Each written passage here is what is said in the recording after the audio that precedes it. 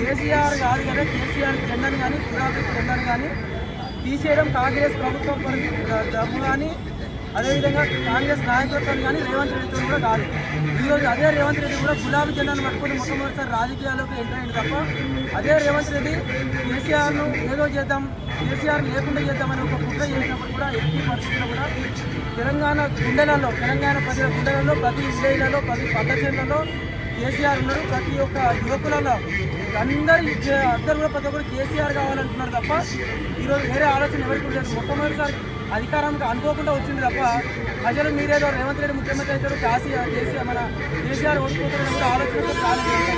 అనుకోకుండా జరిగిన ప్రభావం ఏదో వాళ్ళ ఆశ చూపి ప్రభుత్వాన్ని ఏర్పడుతున్నారు తప్ప తెలంగాణ కోసం కేసీఆర్ ఎంత కష్టపడేది మా ఉద్యమకారులు తెలుసు.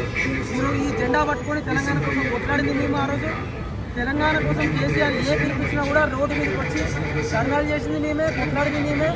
తెలంగాణ కావాలని కాంగ్రెస్ పార్టీ ఈపులు వలగొడతామని వాళ్ళ మా కేసీఆర్ అని చెప్పింది ఒక మాట.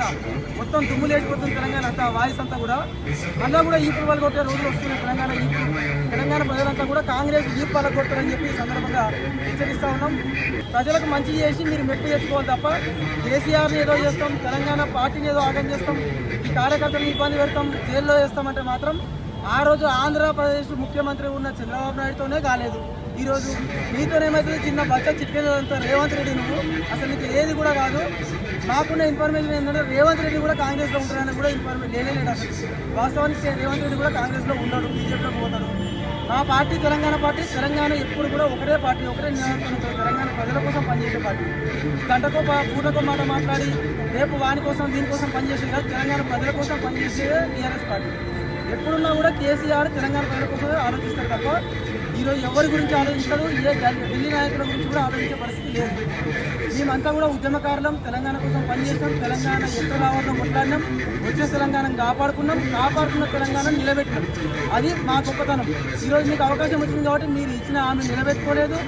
రెండోది హామీలలో కూడా మోసాలు, వాళ్ళ మోసాలలో టీఆర్ఎస్ పార్టీని తిట్టడం, కేసీఆర్ని తిట్టడం. కేసీఆర్ని ఎంత తిరిగితే అంత పెద్దగా అయితే అనుకుంటున్నారు తప్ప కేసీఆర్ని ఎంత తిరిగితే అంత చిన్నగా అనే విషయాన్ని వాళ్ళ ప్రజలకు కూడా అర్థమవుతుంది, చూస్తూ ఉన్నారు, అంతా గమనిస్తూ ఉన్నారు. ఇవాళ మళ్ళీ కూడా చెప్తా ఉన్నాం, ఇంకొకసారి కాంగ్రెస్ పార్టీ ప్రభుత్వం కానీ రేవంత్ రెడ్డి కానీ నాయకులు కానీ కేసీఆర్ లేకుండా తెలంగాణ రాదు, కేసీఆర్ లేకుండా తెలంగాణ రాదు అనేటువంటి మాట మాట్లాడితే నవంబర్ 29 దీక్షా దివాస్ పెద్ద ఈరోజు తెలంగాణ కేసీఆర్ రావడానికి మొదటి మెట్టాలి.